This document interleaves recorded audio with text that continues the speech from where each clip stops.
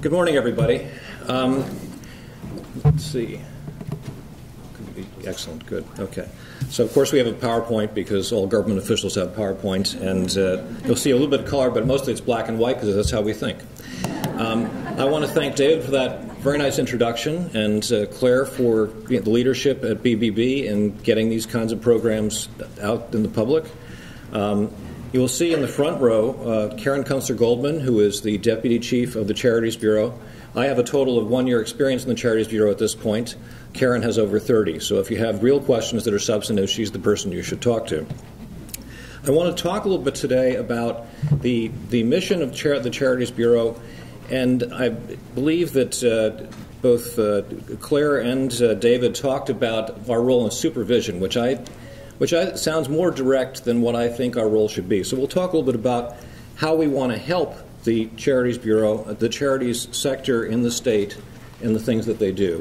And my background is as a regulator, so when I came into this job and I talked to Eric about what his expectations were, he made it very clear that one responsibility was to regulate, but the other was to support and encourage. And the quote that you see here, which was a speech he gave last year, it's to help the good guys conduct their business efficiently and effectively, and to support the sector, and its important role in New York State. So let me walk through what our goals are. Right, the first one, when we talk about economics in the state, we think about money, but there's a wonderful concept out of Bhutan in South Asia called the Gross National Happiness Index, and it's named the Wangchuck Index after the king of Bhutan, who has been promoting it for a while. And when I think about the charity sector in New York, it's not just about economics. It's about making a difference in the lives of New Yorkers. And part of the effectiveness measure is saying, how well are we doing that? All right? Not just money, but how well are we doing that? And so part of our job in the Charities Bureau is to increase public confidence and to support the sector's role in its growth in New York by making sure that not only are charities effective, but they have the external tools they need to operate. And it will not be no surprise to anyone in this room that occasionally government is pushing the other way. And we want to identify those issues and make sure that there are ways to reduce them. We also have the job of assuring accountability for service revenues, so people get money, they should provide the service. Government grants, and we know how important that is. Private donations and payments to insiders, which is always a concern with any organization, but especially when you're stewards of the money for the charitable purpose. Okay, to that. One of the things, if you look at New York State and the commitments it's made, looking at jobs, looking at opportunities, I think there's a significant focus on the for-profit side. And if you look at this slide, and you'll think, how many nonprofits have ever gotten a cash grant of $665 million with some promises about what they're going to do? And the answer is none. And I'm not criticizing the Global Foundries decision, but an awful lot of the time it seems that we focus on economic development and an improvement of the lives of citizens in the state by measuring for-profit businesses. And I live in the capital region on weekends, and so I can tell you that Global Foundries has made a huge difference. But I also live here during the week, and I can tell you what a huge difference charities have made in this state and in the city in the daily lives of New Yorkers. And that part of our job is to make sure people are conscious of that. All right. So the next part of my pitch, if you'll excuse the expression, is to talk about the economic difference that charities make. And if we, one of the things that every state, every city is trying to do is to look for growth sectors. What are our significant advantages as a state, as a city, and how do we take advantage of those? Well, it turns out that, if you look at for-profit, private sector jobs in New York State, we're down by 6% in the last, between 2000 and 2010. But if you look at the non-for-profit sector, we're up by 17%. Now, if you picked any other sector and said, we should promote this, we should encourage it, we should spend money on it, look how much money we spend on the film industry in New York. And I bet if you compare the jobs, where the not-profit is far greater. So one of the issues is, what can government do? And that's not just grants, and it's not just service revenues, and it's not just tax exemptions. It's what else can we do to make a difference, to make the climate for this incredible growth area more successful. So I want to move from that. So this is the growth industry, and we have expertise here that nobody else has. If you go around the universities in New York City and look at how many have not-for-profit training programs, and I've taught in some of those, single classes, there are people here coming here from all over the world to learn how to run not-for-profit organizations and learn how to make them successful. And part of what you're here for today is that, I think. All right. So why are charities as a group so much more successful now than they were? And the first thing is one of those there's a tremendous amount of psychological research that I'll call Wang-Chuck research that ties back to that gross national happiness idea. What makes people happy? Well, it turns out one of the great things about charities is they're a twofer, right? Giving money makes people feel better about themselves, right? And there are a whole bunch of reasons for that. We're social creatures, and we want to make a difference. The second is the giving to charity requires confidence that the charity is going to do the right thing with the money. And the right thing is both a moral issue and an effectiveness issue. And the third thing that we focus on is that the best compliance mechanisms involve non-governmental organizations with expertise, accountability, and responsibility. And that's if you've seen the Charities Bureau, if you've ever been to our offices, you realize we need these outside organizations because both with expertise and with staff, we do not have the resources to do that. So next. So I was an undergraduate economics major. And when you study economics, dismal science, what they tell you is everyone maximizes their own self-interest. And Adam Smith didn't exactly say that, but that's sort of what the discipline learned. And so one of the great puzzles of economics was, why do people give money away? Right? And, money's a good thing. Why would you give it away? Right? So you reduce your utility. What a bad thing. It turns out in the research that there are a variety of ways that giving money makes a difference. And one of the things that I think, especially as we look ahead at the charitable sector and donations, is how do we tie the world of charity into experiences? Because one of the great lessons of the last 5 years in this sort of Wang-Chuck index stuff is things make people less happy than experiences. And if there's any organization that is designed to give experiences that are positive, whether it's the volunteer experience or the donation experience or the interaction and connectivity experience, is the charitable sector, right? For the most part, if you're in the private sector, they try to experience it up, but basically you're selling things, all right? In the charity world, we are offering experiences and connectedness. And it's a huge opportunity, and I think that's part of the growth. And one of the things, if you look at the generations that are coming after us, this experiential piece becomes even more significant. And the connectedness that charities offer becomes even more significant. Dunn, Gilbert, and Wilson did a series of studies asking people on the front end, what would they think would make them more happy, spending money on themselves or spending money on others? And most of them said money on themselves. Then they conducted a series of studies to see if that was true and asked people afterwards which made them happier. As it turns out, helping others makes you happier than helping yourself. There's a series of religious doctrines in various religions over the last 3,000 years that tell us this, but it's kind of nice to have the psychologists tell us this as well, because it tells us something very basic about humans. Okay. All right, so then we look at the issue of when people give to charity, they need some confidence the organization will use it properly. And I talked about this earlier. The ways we try to do that, and again, we're looking at every business process in the Charities Bureau to see if it achieves the results that we want it to achieve. The same kind of effectiveness analysis that you're doing in your organization, we want to do with ours. So you'll see a series of changes over the next few years on this. So we require charities to register, and one of the things we've done historically is you fill out your 990, you send it into the IRS, then you Xerox it and send it on paper to the Charities Bureau. All right? The same 990 that we could get off the internet from GuideStar or somewhere else. How much sense does this make? That was one of my questions when I came in. Why do we do this? And the answer was, we've always done this, which any organization, right? An organization in motion tends to stay in motion, and rest tends to stay at rest. So we're taking a very close look at what exactly we require in the registration. How can we make it easier? How can we make it more straightforward? are there 3 or 4 questions we need answered as opposed to tons of paper? So that part we think, what information do we really need? How do people use it? How does it talk about effectiveness or the existence of the organization? The next thing is, what do we need to change behavior? And one of the problems I've seen as Charities Bureau Chief in the last year is there are organizations that sort of go down the wrong path. And not necessarily because anyone is a bad person, but Melanie Leslie at the Cardozo Law School has looked at this and say, one of the most dangerous things is an organization of people who are together for a long time and think they're doing good. And I've seen that. I worked in the U.S. Attorney's Office. We're the good guys. Worked in the Medicaid Inspector General. We're the good guys. Worked for the City of New York and Social Services. We're the good guys. We're in the Charities Bureau. We're the good guys. But the reality is, even good guys, and you're in the charity world, you're the good guys.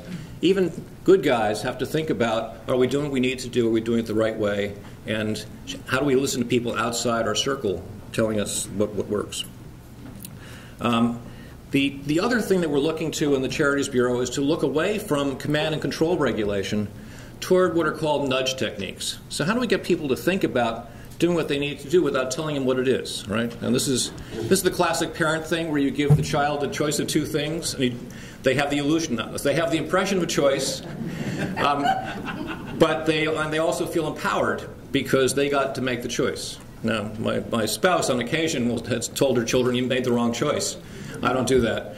You got to pick ones that work. But the idea of nudge is what do we encourage? What do we do that makes a difference in people's choices that are overall generally positive? And it works for organizations and it works for individuals. And there's a lot of research in this area as well in the last 10 years. The Obama administration and the coalition party in Britain are using these techniques. We want to look at them and see which ones work. And then designing enforcement tools for significant harms. All right, what are the real risks of the sector, and what do we do about them? And the temptation, again, if you have a pillow in your house, you've probably seen the tag that says "Do not remove under penalty of law." All right, I bet there are people in this room who have violated that statute. Believe me, we're not coming out to get you for the pillow tag removal police. But I think there are significant risks in the sector. We're trying to identify those together with the people who work in charities and say, how do we address them? Okay. The next thing is, what are the best compliance mechanisms? And again, we've talked about enforcement historically, but the real question is, how do we get people to comply with the law and their expectations? And I talked about the nudge techniques. The other part is what I'll call the Fitbit revolution. Right? It's amazing how people change their behavior when they get constant feedback about how they're doing, and that we want to think about measures that do that, and how you compare yourselves with others in your category. And I think Better Business Bureau and Charity Navigator and some of the next generation audit and reporting techniques. It amazes me when I look at some of the audit reports I see. Organization is going along, there's not a single management letter, the audit report is clean, suddenly there's a huge problem, and the auditors finally decide to look at internal controls and systems. And they're shocked to discover that there are significant problems that you would think they would have found 5 years ago. All right. So part of what's happening in the world of audit, I don't know if you looked around, but the major accounting firms are very nervous, right? They hire thousands of bright young people every year to be the junior people in audits. But in about 5 years, all that tick checking is largely going to go away. All right. So if you were one of our sponsors or other organizations, what are you going to do? What is your role? And they're thinking about how to redefine that. But I think if we look at financial systems in the charitable sector, which are a little bit behind, candidly, government sector also a little bit behind, we have to think about what kind of techniques that involve constant monitoring as opposed to occasional can make a difference. The next bullet on this is the Revitalization Act, which you thought I would get to eventually. And I'm not going to go through in detail that statute, because I could do that for 2 hours and bore you all to death. But I think the key in thinking about the Revitalization Act is a movement from duties to rules, right? Rules that are predictable, rules that are understandable, rules that can be raised without saying someone's a bad person. Auditors, the expectation that auditors will be serious about what they're doing and overseen by audit committees. Whistleblower procedures, conflict of interest standards, related parties rules, transactions recorded minutes. All right, all these things are rules that say here's what the expectations are, and we want you to follow them. Okay. The next piece is the New York Prudent Management of Institutional Funds Act, and I always write it out because I can never remember what all the words are. But one of the issues we look at is, does the organization have an investment policy? And unfortunately, you see sometimes in not-for-profits what you see in other sectors, which is when there's a problem, people tend to double down. So I lost $20, let's put $40 down on the same number and win it back. And the idea is you're supposed to have a written policy, and the board is supposed to approve the managers. Auditors, right?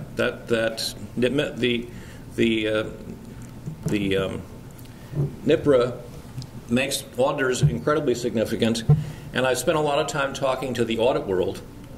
And what's interesting is the audit standards have changed significantly in the last 5 years, but not all the accountants have gotten the message. And there's an accounting concept called SALI, right, which is same as last year. All right, it's all in the system. And what you want to end up doing is saying the standards have changed. You have to think about the fraud brainstorming. You have to think about governance. You have to think about what internal controls are a risk. And you have to make sure if fraud is discovered, it is in fact reported no matter what the dollars are. Nonprofit organizations, again, giving advice, assistance, and so forth. Title companies and insurers.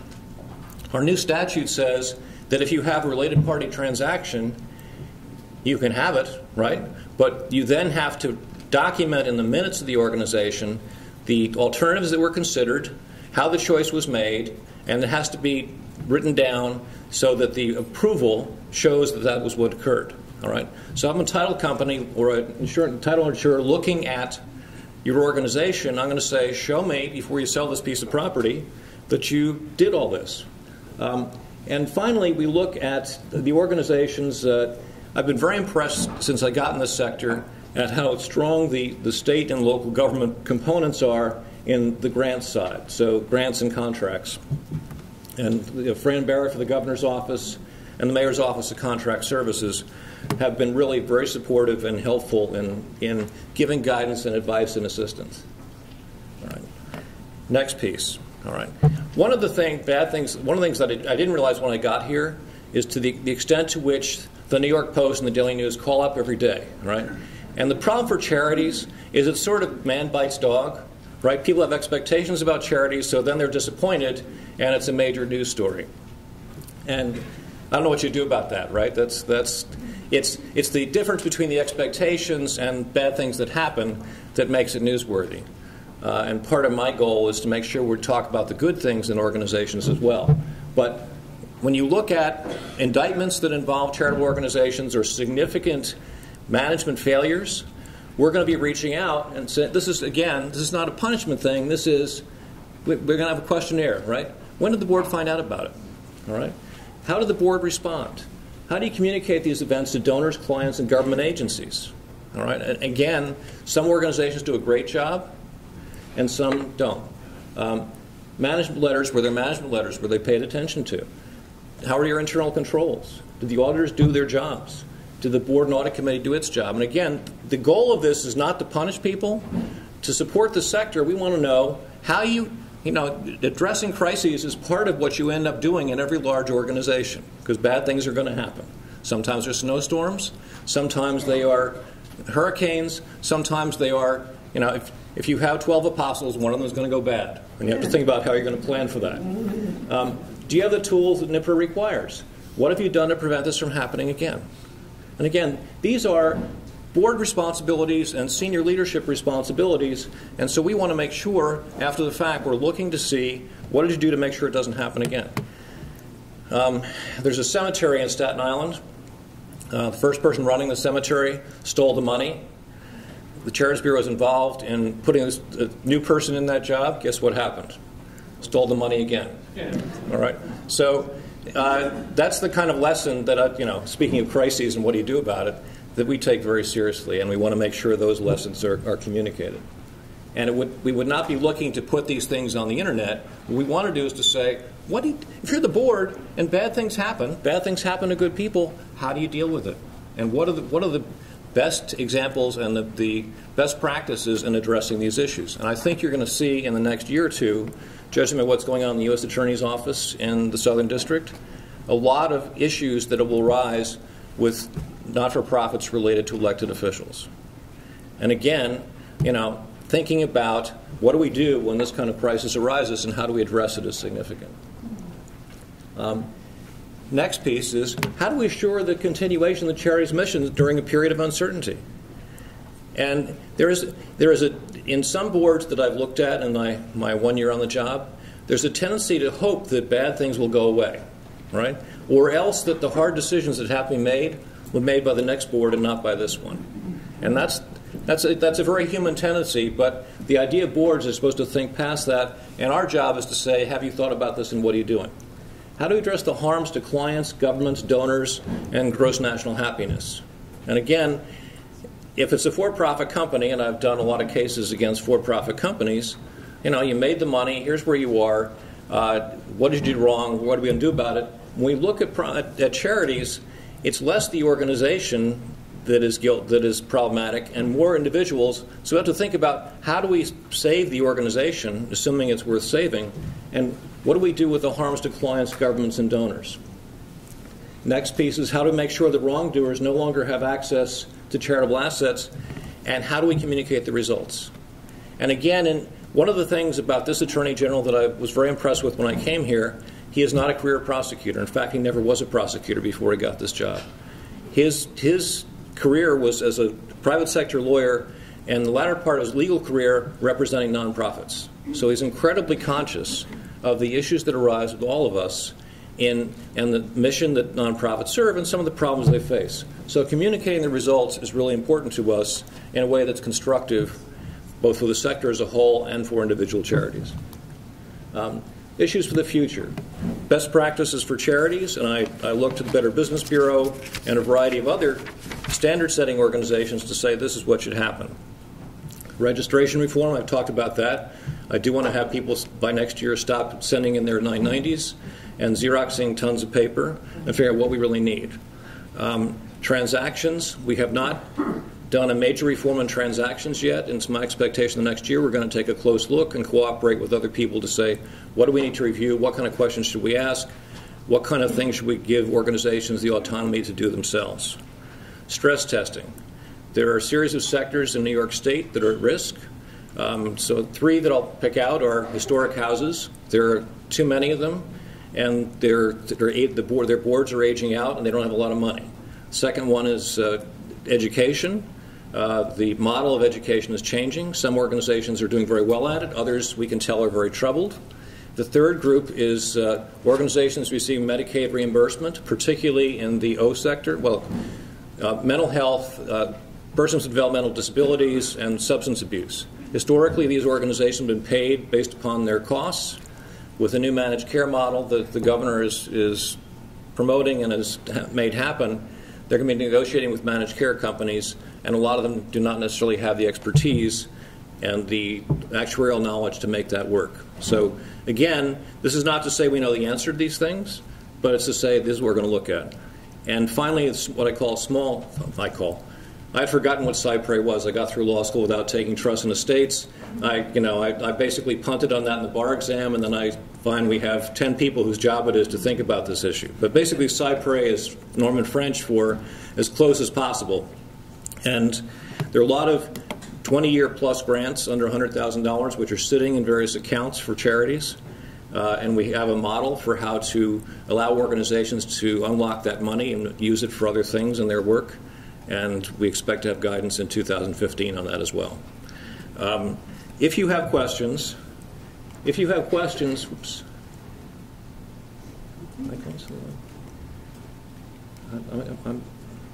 Well, if you hold it upside down, it goes backwards. That's I just learned that. Okay. If you have questions about charities, we have the telephone number and the email address. If you have questions about fundraising, we have the fundraising number and the email address. If you have really sophisticated questions, we have Karen Kunstler-Goldman. Just give her a call. Thank you very much, everybody.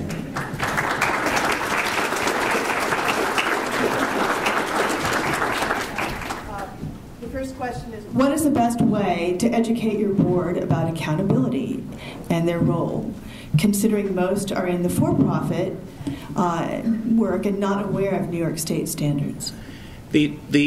So the question here is, how do you educate boards about accountability and role? And this is a significant issue and I've been on not-for-profit boards in my career a few times.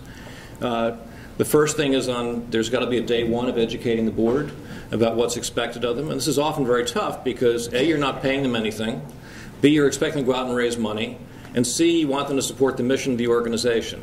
But that's a socialization conversation that has to happen, I think, from the very start. The standards, the statutory standards, are, in fact, for not-for-profits are not that much different than for-profits, except that the mission is different. Right? So fidelity to mission is a core concept in charities. That part I think people get. One of the issues is the most important job of a board, there are two important jobs. One is to pick the chief executive, and the second is to fire the chief executive. And this role is one of the most difficult, I think, for nonprofit boards to think about. Right? The picking they get, and sometimes they were picked by the chief executive, the evaluation every year and making sure it's serious and making sure it measures their effectiveness is a tougher job. And it's in some ways as significant in the not-for-profit sector as in the for-profit sector.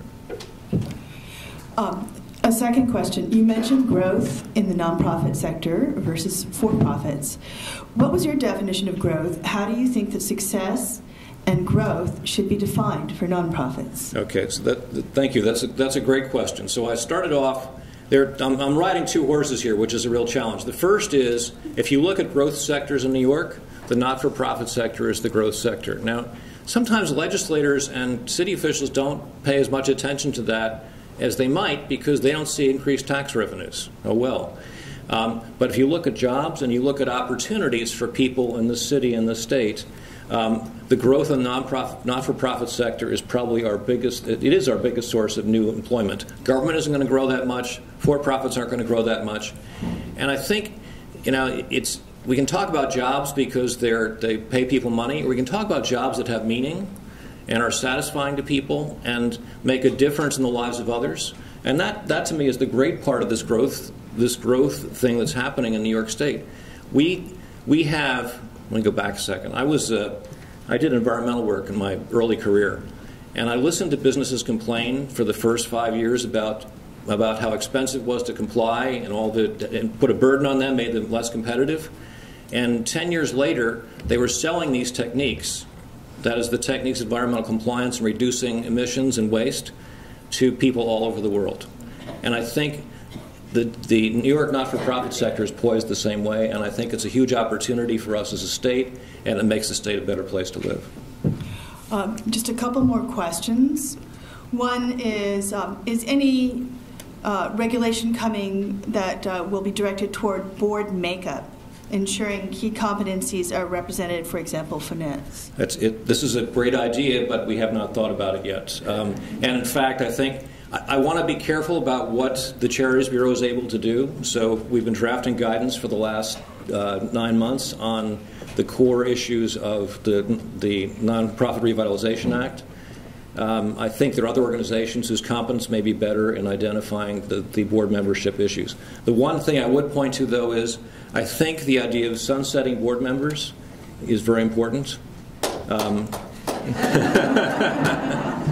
And thinking about what other roles those former board members can play, because the groupthink research says the longer they're all together, the more risks you face. Okay, we're running out of time. There was a similar question about whether there might be more regulatory changes in the area of compensation, and one about whether there might be modernization regulations relating to consultants, particularly fundraising consultants, which are outdated. Okay, so there's an assumption in that question. Let's do the first one. The first part of that question again was compensation. And then the second was fundraising consultants. Right. So the compensation piece. One of the great things about having a government with statewide elected officials is people can take on different issues. The governor's decided to take on the compensation question. and if you follow the litigation, that's going to be a several-year process. I think that there's not necessarily a role for the Attorney General, assuming, again, if you look at our rules versus duties, looking at the process for compensation is significant, and seeing that the corporate laws are followed. Deciding how much people should make, the governor's made some decisions on that, and we'll see how the litigation plays out. The second issue is on fundraising. This was another area. I came in, our Albany office does the fundraising regulations, so they say, why do we ask for this information? What do we do with it? Well, we've always asked for this information, and we don't do that much with it except for specific enforcement cases. I don't want to promise too much for 2015. The first thing I want to focus on is the registration process for not-for-profits, but I think in 2016 the goal will be to look at fundraising, what information we need, what do we use it for, how do we use it to change practices and behavior in the sector. Thank you. That's all the time we have. Thank you very much.